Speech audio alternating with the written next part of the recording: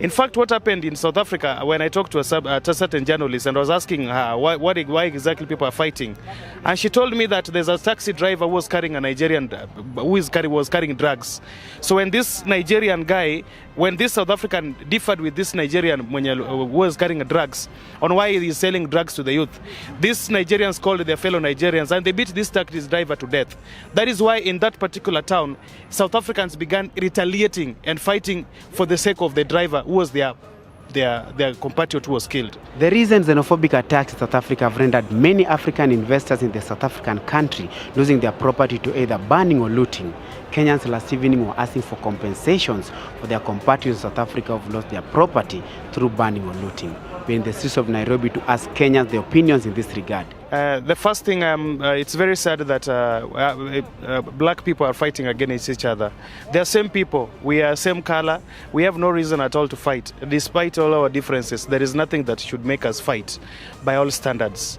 Number two, when you follow up on that case, exactly what is happening in South Africa, at one time you would agree with the South Africans because you cannot allow people to come to your country and they dictate to you everything. For example, there's a part there called South Beach in Durban where Nigerians are so many. When a South African go there, an ordinary South African, they'll ask him, what are you doing here? And those are the provocations that even if it happens in Kenya here, it will bring the same reprisal effect because people will still fight. In fact, what happened in South Africa, when I talked to a certain journalist and I was asking her why exactly people are fighting, and she told me that there's a taxi driver who was carrying a Nigerian, was carrying drugs. So when this Nigerian guy, when this South African differed with this Nigerian who was carrying drugs on why he's selling drugs to the youth, these Nigerians called their fellow Nigerians and they beat this taxi driver to death. That is why in that particular town, South Africans began retaliating and fighting for the sake of the driver who was their compatriot who was killed. So one thing I would only ask Africans that we are now going to a global community. We must make sure that we live within the traditions and the norms of the people that we find there. You cannot come to my house and you take my father and you want to be the head of that family. I will fight you. So the unnecessary provocation is not important. But what is going on in South Africa is a big problem that we have to condemn, all of us. The other Africans who have found themselves in the mix, it is unfortunate that it happened, but I think they should be able to find cover on where their people are and even carry their passport to say they are not Nigerians, because the target there is Nigerians. If you go to Congo, they are not comfortable with Nigerians. If you go to Zimbabwe and Zambia, they are not comfortable with Nigerians. In fact, even a country that is close to Nigeria as Ghana have a problem with the Nigerians. There is a problem, there is a general trait that Nigerians have. There's unnecessary aggression that other people don't find comfortable. Why do you think there's seemingly an influx of Nigerians in most African countries? Because their country, I think because of the terrorism effect that is going on in their country, and again because of the bulging population and the high rate of unemployment, so they are operating like Chinese. They are finding a way they can deposit their population.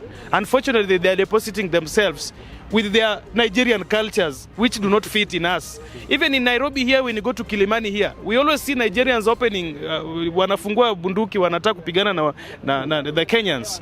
Those kind of things we have to make sure that they stop. If you go to Donholm, they are doing very crazy things with our ladies. And those are the things that in fact, even this week on Sunday, the police arrested 3 people. Some of them were Nigerians with fake money.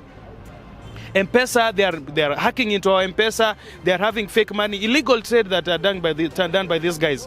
We are only asking Nigerians and other foreigners in our country that let them live within the norms and traditions of the people of that host country for them to enjoy the freedom and everything that that country brings to them. Now, as a Kenyan, I will condemn it because it's not the right way to resolve the issues or maybe the pain that they are going through. I understand that they have pain because like living in your own country and you understand that maybe the 80% of the infrastructure or people doing business are foreigners and you are there, it will pain you in a way that you will want to find a solution, on a lasting solution. But the way the South Africans are taking things in their hands by maybe killing other foreigners like Kenyans, we are always we are together with our Kenyans who are there, who are suffering. But we want to say this, even if they are in pain, let them look for another way, a civilized way of handling this. They can either do it through the government negotiation. Maybe they have so many ways of doing which is civilized, rather than killing people, looting people, because at the end of the day it will also affect their countries. They have their people in other countries, like they have their people in Kenya, they have their people in other countries like West Africa, Ghana, Nigeria, and they will face the same thing they are doing to other people. Like yesterday I found out that the ShopRite, which is has the origin from South Africa, also faced the same challenge in Nigeria and Ghana. It is sad that it has got to that point where they must use force. But again, as a Kenyan, an African, what they're doing is that's okay. Yes, because there's no way a whole street can have shops by foreigners, owned by foreigners. You know, they also need jobs. So if that is the only way they can use to get jobs, to get to equally get capital to invest in the country, that is okay. Let them send them away, let them get the jobs, because there's no way an African country can be controlled and run by whites like it's being done in South Africa. So what they're doing is that's fine. Like I said, it is sad that it's gotten to that point. It is so sad. So I don't want to approve that they should kill, use fire, like force. But if that is the only way they can use, maybe they've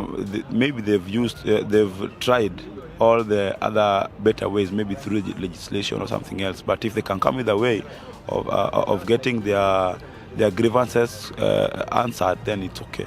Kama Wakenya wame-invest huko, there are some people invest in Kenya. So if there are some problem, the government they should sort. If there are arrange ama kwa upupi, kama kuna mali kwa huko mingi ya Wakenya, wanaweza rudisha Kenya na waanjili watu na watu wafanye kazi, kama wanaweza kuwa wametawala hiyo inji kulingana vile nasikia wakielezea wengine kwa TV. So must ni wafanye issues na government, wasuluhishe mambo, kama ni Wakenya warudi kwao, wambaki kwa inji yao. But what is happening in South Africa has really raised a lot of question. What is there? What could happen? You know, before big things happen, these small things must happen.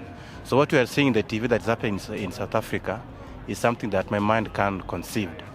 And I urge the African nation to come together so that they can square out this issue of xenophobia. Because whatever is happening there, if you try to look at the history, if you try to look at the history of South Africa, it is not different with what the South Africans were doing back then when they were fighting for their freedom. It should not be repeated, because if you don't learn from the history, then we are going nowhere as African nation. And I can urge fellow Kenyans that are in South Africa, if the environment is not conducive for them to do their business, they can just come to Kenya and start from small, and they will grow.